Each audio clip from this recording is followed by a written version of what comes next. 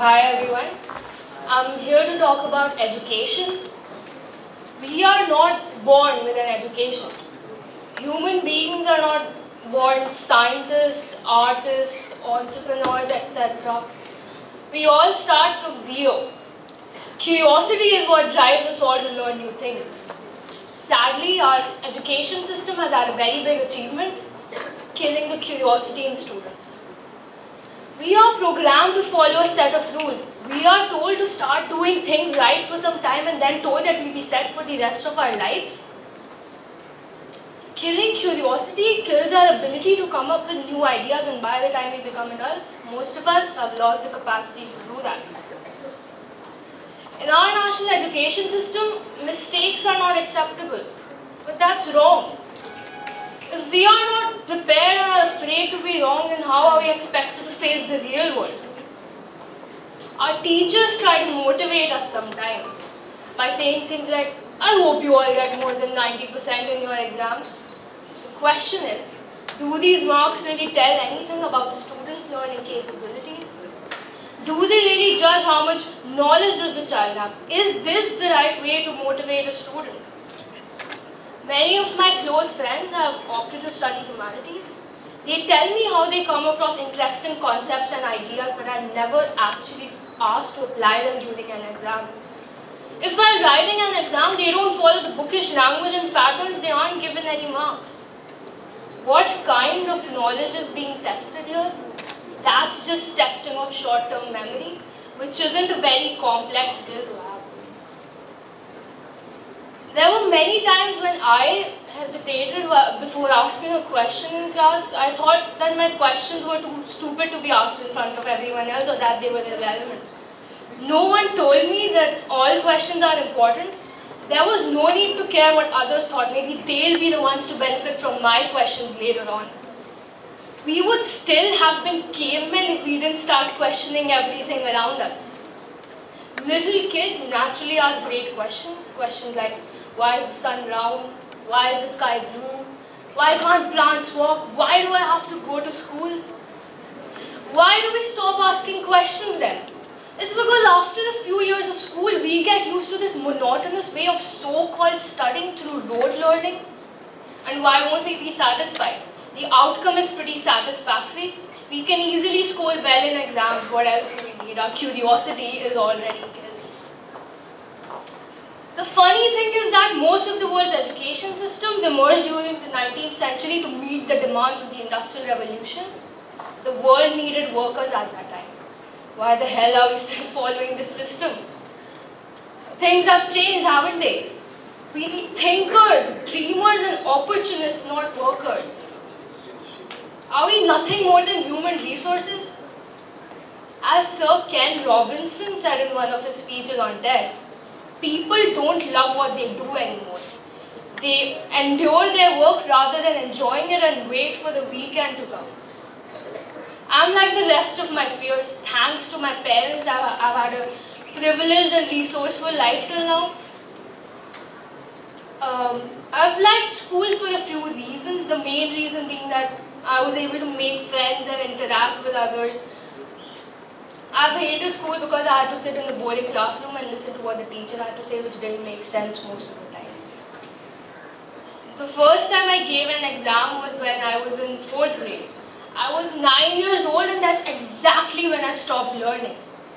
Isn't that too young to be dead while you're still alive?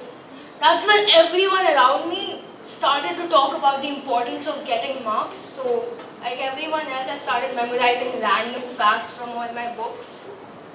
That year, the new system of getting a scholar badge came up in my school.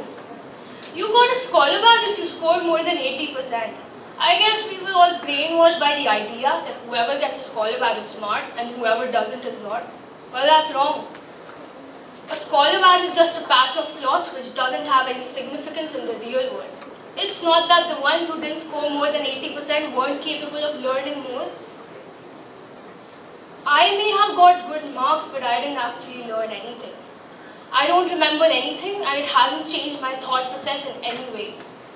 I think a little bit of math was the only thing which kept me going till 10th grade. A very close friend of mine told me, how she was able to cope up with math exams till 10th grade. There were people around her who could solve so-called difficult problems which she never could. So she memorized a few problems, found a few patterns and gave the exams. She passed and she didn't try math any further. It's not that she hated math. The fear of examination and competition killed her confidence. Yes, it's true that testing is very important, but that shouldn't be the dominant part of an educational system. Fear of examination shouldn't be the factor to keep us working. I, as of now, have decided to pursue engineering further. Therefore, my subjects are physics, chemistry, math, and computer science. I had economics instead of computer science in 11th grade. Why did I drop it? It's because I couldn't handle the burden of memorizing facts. I don't remember anything about this subject I studied for 1 year. How will I? I didn't actually learn anything.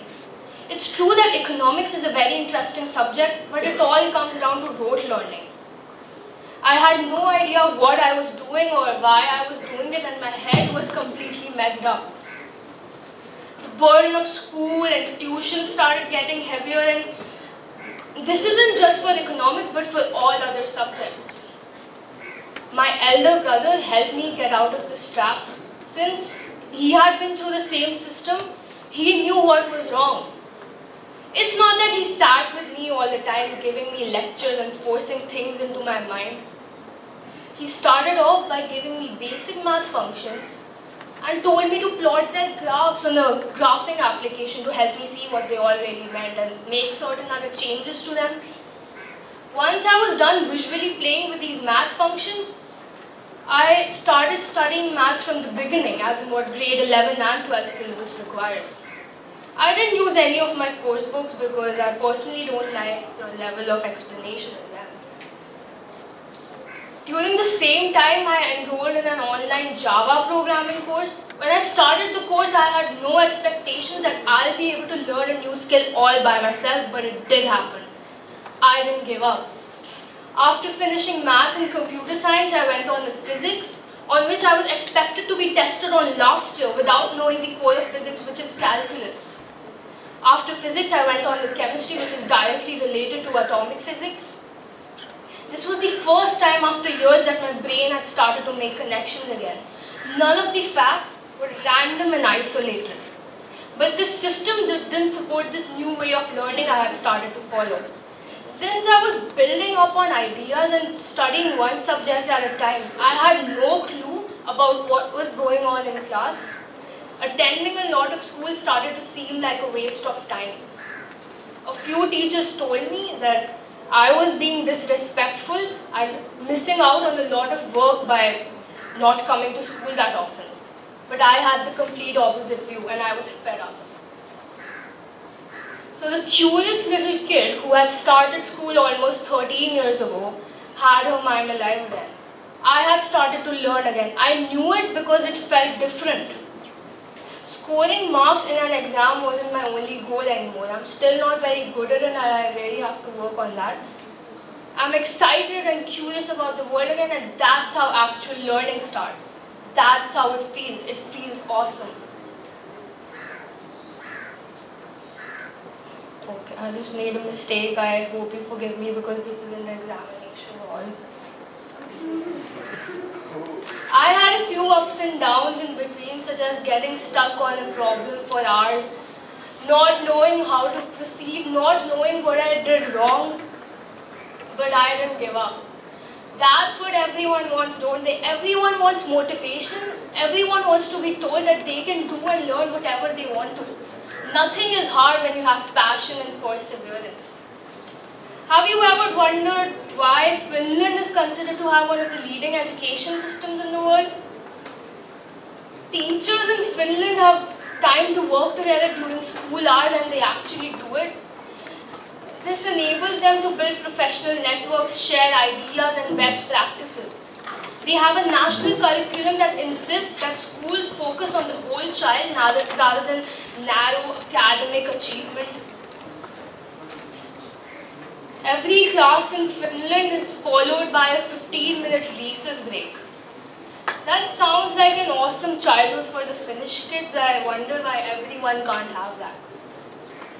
So what I think is that our curriculum should be designed in a way that builds upon what the pupil already knows.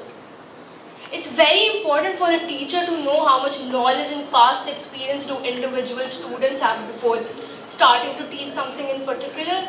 It may happen that one child is able to understand everything while another is completely blank. That doesn't mean that the latter isn't capable of understanding the same things. One needs to build upon prior knowledge and experience to acquire new ones. This happens when we learn from our mistakes. A teacher is supposed to act as a facilitator who encourages students to discover principles on their own, and that was exactly the role played by my brother.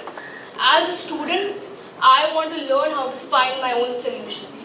Don't give me the key to a lock, teach me how to make the key. There's a very famous saying coined by Anne Isabel in her novel Mrs. Diamond. Give a man a fish and he'll be hungry again in an hour.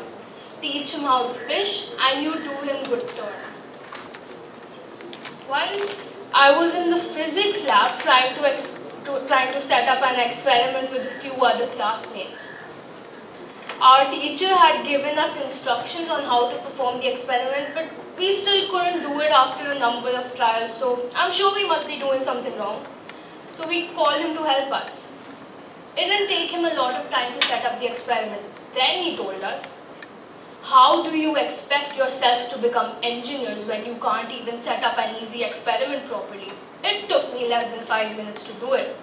Well, that was a very heartbreaking thing to hear. We are constantly told that making mistakes is wrong and that we should always get the right answers. Well, that's not right. We shouldn't be ashamed of our mistakes. Knowing the wrong answers is more important than knowing the right ones. Have you ever come across anyone who's learned how to ride a bike without falling even once? As Sal Khan, the founder of Khan Academy, said, we should view our mistakes as something interesting, something to explore further, and when you do that, you will actually make neural connections in your brain. This 19th century model of education is broken. We need a revolution. We need to create circumstances under which a student's mind begins to grow and students come up with their own solutions and ideas. Getting feedback on work is very important, and that's what teachers are for. We don't need teachers to tell us what to think. This is a very serious problem and I am angry. There was a time when great scientists couldn't count, writers couldn't write, and you didn't know how to walk or talk. We all started nothing. The growth mindset is a term Carol Dweck, a professor of psychology at Stanford University, came up with. It's when students believe that their abilities can be developed, and a fixed mindset is when they think they just have a certain amount and that's it. It's when we say things like, oh, that's too difficult and I can't do that. As a student, I want to understand the world. Don't you want to make this world a better place to live in? Don't you always want to keep doing new things and never get bored? Don't you think that you are capable of achieving more than what society expects of you?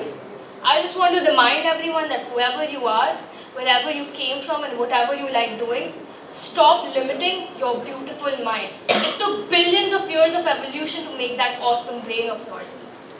It can do wonders. It can make you see things that startle you. It can change your life and maybe others' lives as well. Don't forget that you can learn anything. Thank you.